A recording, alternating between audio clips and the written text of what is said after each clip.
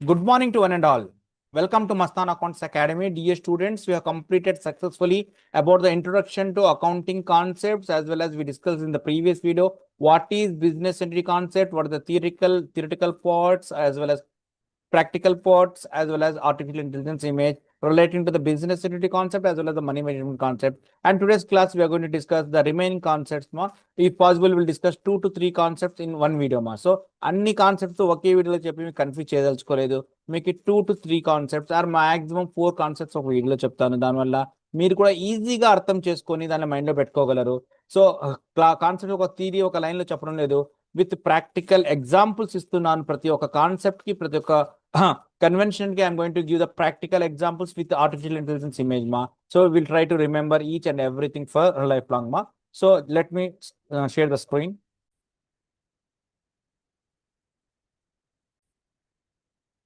Dear students, that we are going to discuss about the cost concept. What is cost concept? Dear students, cost concept says that while recording in the accounting books, we should record the cost price of an asset. What is the cost price for acquiring that particular asset? That price should be recorded in the books of accounts. We are not supposed to record the market values because market values keep on changing.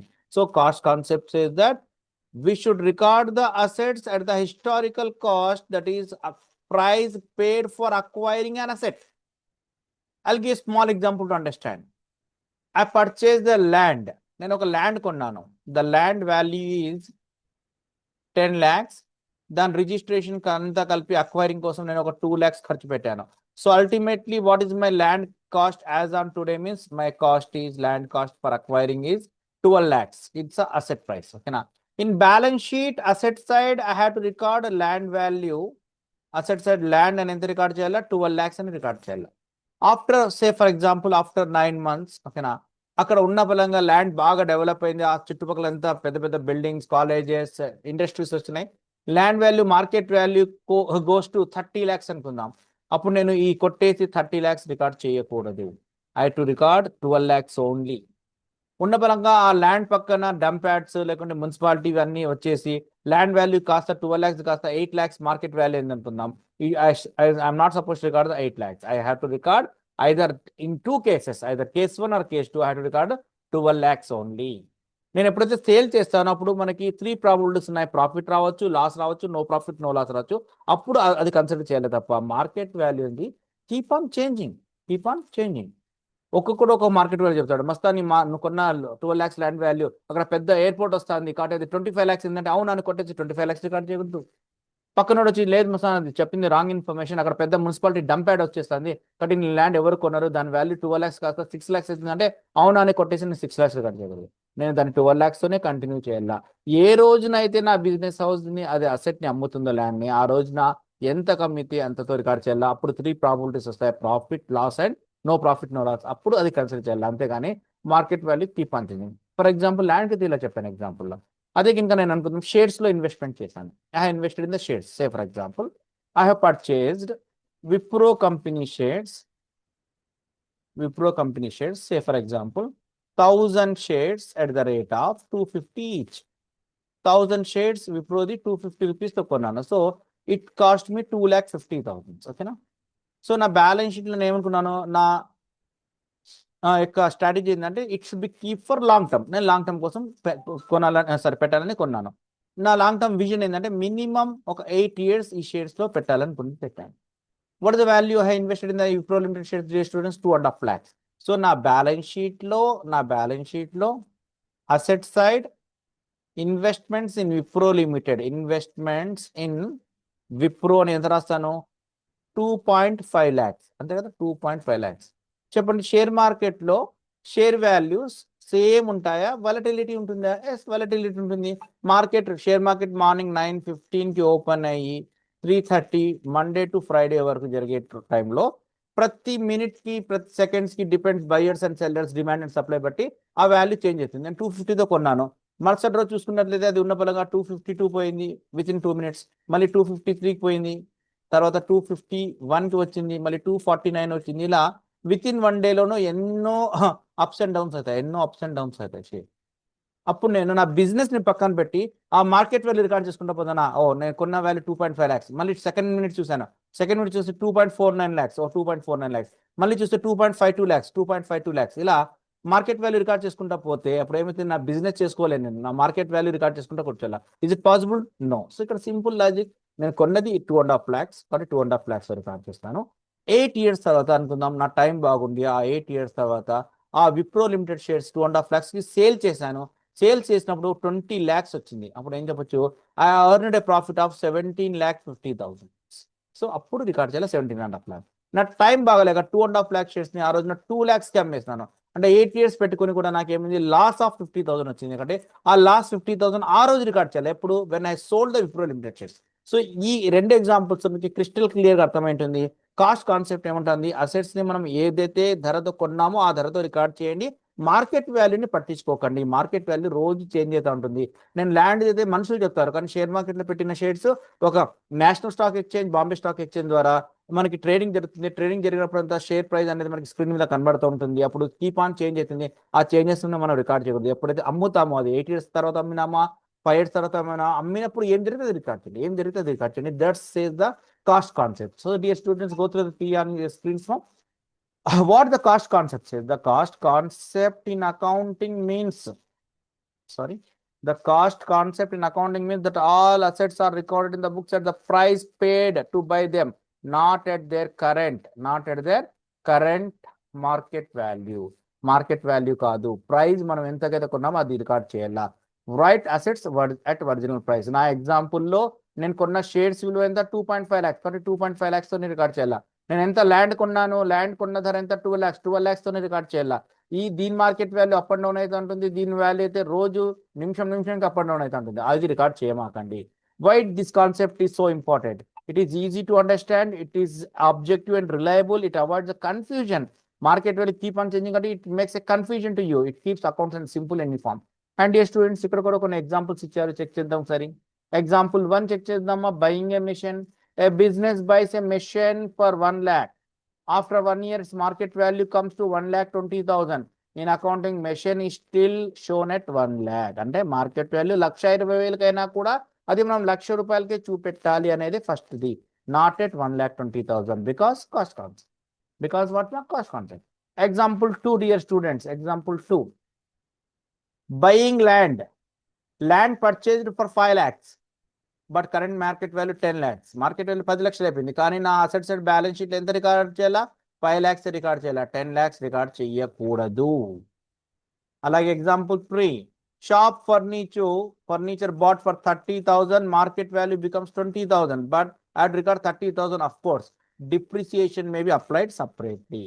మనం depreciation ఒక systematic గా apply చేసుకోవచ్చును. ఓకేనా. So that's a very simple concept. దీని గురించి దీనికంటే ఎక్కువ చెప్పేకి లేదు. మన కొన్న ధరకి అసెట్స్ ని రికార్డ్ చేయాలా, మార్కెట్ వాల్యూని పట్టించుకోకూడదు. ఓకేనా. Systematic depreciation if it is, you can provide it. Okay. And cost concept states that cost concept states that assets are recorded in accounting books at their original purchase cost, not at their market value. So నేను ఏదైతే చెప్పాను starting లో అదే ఉంటుంది. దీనికి ఒకసారి ఏ image check చేద్దాం ఒకసారి. ఏ ఇమేజ్ ఏమిటంది, paid price, that is accountant 10,000. ఓకేనా. మార్కెట్ వాల్యూని ఏమంటుంది ఇక్కడ, పేడ్ ప్రైస్ ని కన్సిడర్ చేయండి, మార్కెట్ వాల్యూని కన్సిడర్ చెయ్యొద్దండి అని క్లియర్ గా చెప్పింది మనకి. అలాగే ఎగ్జాంపుల్ 1 ఏవైతే ఎగ్జాంపుల్స్ ఇచ్చారో అవే చెప్పింది చూడండి. మెషిన్ కి 1 lakh కి కొన్నాం, మార్కెట్ వాల్యూ 1,20,000, కానీ బుక్స్ లో మెషిన్ ఎంత చూపిస్తుంది, A1 కి 1 lakh చూపిస్తుంది. సో పర్ఫెక్ట్ గా ఇమేజ్ క్రియేట్ చేస్తుంది. అలాగే example 2, buying a land for 5 lakhs కొన్నాం, కాబట్టి మార్కెట్ బుక్స్ ఆఫ్ అకౌంట్స్ లో అకౌంటింగ్ లెడ్జర్ లో చూడండి ఎంత రాసింది, 5 lakhs రికార్డ్ చేసింది, ఇక్కడ మార్కెట్ వాల్యూ రికార్డ్ చేయలేదు. And finally example 3, shop furniture bought for 30,000, market value 20,000 అయింది, కానీ ఫర్నిచర్ ని 30,000 రికార్డ్ చేయండి, డిప్రిసియేషన్ సిస్టమేటిక్ గా రికార్డ్ చేయండి అంటుంది. So very simple concept. This is known as the cost concept, dear students. Hope you understand about the cost concept. Simple line, okay line తో గుర్తుపెట్టుకోండి. According to the cost concept, assets are recorded at the historical cost. Historical cost means price paid for acquiring the asset. We should not regard the market values. Example 1, land purchased for 5 lakhs. Market value, even though it is 10 lakhs, but recorded 5 lakhs. Furniture bought for 30,000. Market value 20,000. Even though it's 20,000, I had to record 20,000. That's it for the cost concept. Dear students, our next concept is realization concept. What is the realization concept? దీనికి two angles లో different గా explain చేస్తాను మీకు. First angle ఒక screen మీద చూడండి ఒకసారి ఏమన్నాడు. The realization concept says that incomes or revenue should be recorded only when it is actually earned, not when cash is received. Earn అయితేనే రికార్డ్ చేయాలి. Record income when sale is completed, not when the money is expected. For example, నా business house 2025 లో December month లో X అనే ఒక customer కి goods sold for 2 lakhs.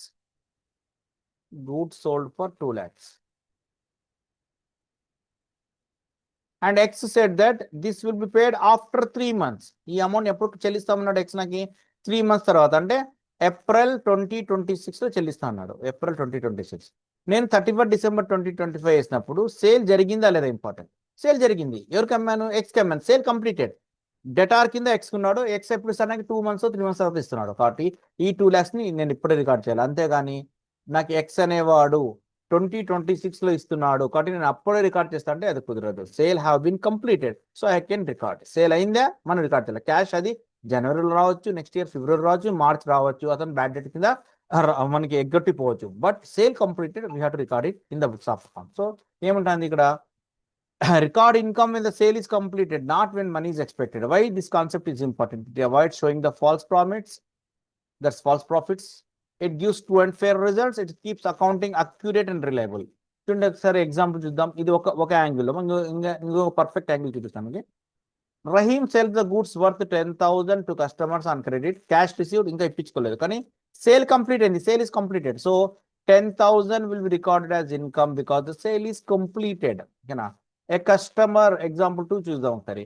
A customer gives 5,000 as advance for goods to be delivered in the next month. Sale complete అయిందా? కాలేదు. No. So this is not income at. ఎందుకంటే అతను advance ఇచ్చాడు కానీ సేల్ కంప్లీట్ చేయలేదు. Sale complete కాలేదు కాబట్టి ఇది మనం ఇన్కమ్ గా తీసుకోకూడదు. So it will record as advance from the customer, not revenue. అంటే ఇది లయబిలిటీస్ కింద చూపిస్తాం మనం. ఇది ఎక్కడ చూస్తామా? లయబిలిటీస్ కింద చూస్తాం. It's not a revenue. Example 3, an accountant completes the audit work. ఒక chartered accountant audit work complete చేశాడు in the month of March, but gets payment in April. So income is recorded in March because work ఎప్పుడు జరిగాడు? Chartered accountant audit ఎప్పుడు ఇచ్చాడు? In the month of March ఇచ్చాడు. కాబట్టి work is completed. So service is completed. It is considered as a revenue for the month of March, not for the month of April. So simple ఏముంటుంది relation concept?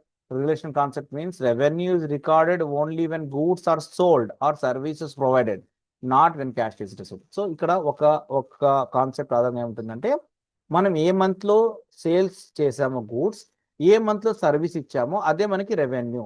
దాని యొక్క benefit మనకి cash next month లో వచ్చినా 2 months తర్వాత వచ్చినా మనం ఈ మంత్ కే రికార్డ్ చేయాలి. ఎగ్జాంపుల్స్ క్లియర్ గా ఇచ్చాను. ఎక్స్ కి 2 lakhs గూడ్స్ అమ్మాను ఈ 2025 లో, కానీ ఇది 2025 సేల్స్ కింద కన్సిడర్ చేయాలా? ఎక్స్ అనేవాడు నాకు నెక్స్ట్ ఇయర్ జనవరిలో ఇవ్వచ్చు, ఫిబ్రవరిలో ఇవ్వచ్చు, మార్చ్లో ఇవ్వచ్చు, కానీ నేను ఈ ఇయర్ సేల్ కింద కన్సిడర్ చేయాలా? నాకు కస్టమర్ అడ్వాన్స్ ఇచ్చాడు. అడ్వాన్స్ ఇచ్చినట్టే అది రెవెన్యూ కాదు, కాబట్టి అది రికార్డ్ చేయకూడదు. ఓకేనా?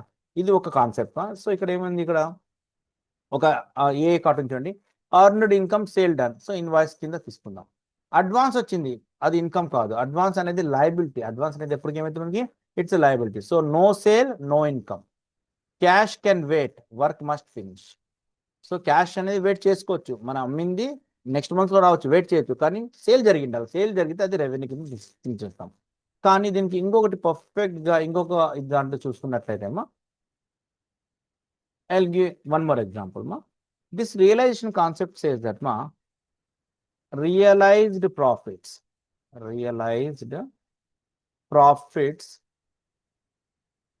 should be considered. సో వచ్చిన లాభాన్ని కన్సిడర్ చేయండి. సో అది ఒక angle. That's one what you can say one type of thinking. Another type of thinking కూడా ఉంది దీంట్లో. రియలైజ్డ్ ప్రాఫిట్స్ ని తీసుకోండి. Realised profit should be considered. Unrealised or imaginary profits should not be taken. Imaginary profit should not be taken.